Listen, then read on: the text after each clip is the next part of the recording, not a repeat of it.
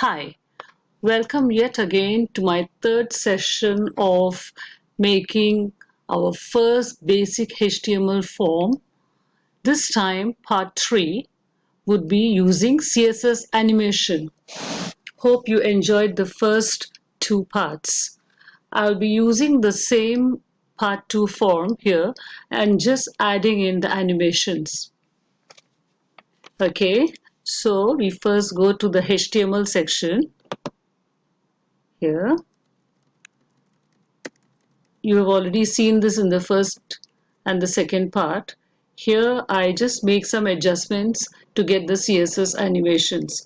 So here we have this button type equal to submit. Now how do we bring in the code for the animation? Okay. Okay. Now I need to bring an animated class. So class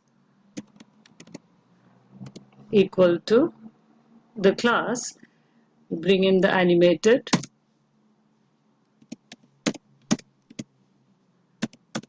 class animated infinite bounce, because I want a bounce happening in my animation with a delay. So it's just for the speed, that is a personal choice. It could be 2 seconds or 3 seconds or whatever that you decide. In my case, I decide to choose 2 seconds. Okay, then we go over to the CSS part, and then we go look for the button section CSS. Okay, the other parts are there already. Now how to add in the animation? Animation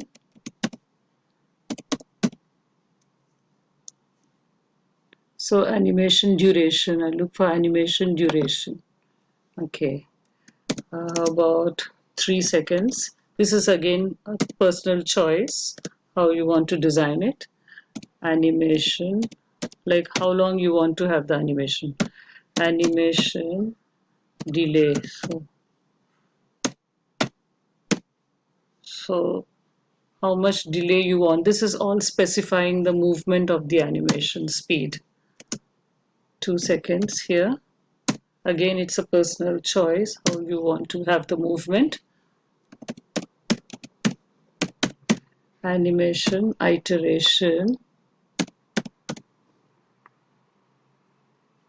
Choose this iteration count. Okay, in this case, I'm choosing infinite. So it keeps on happening.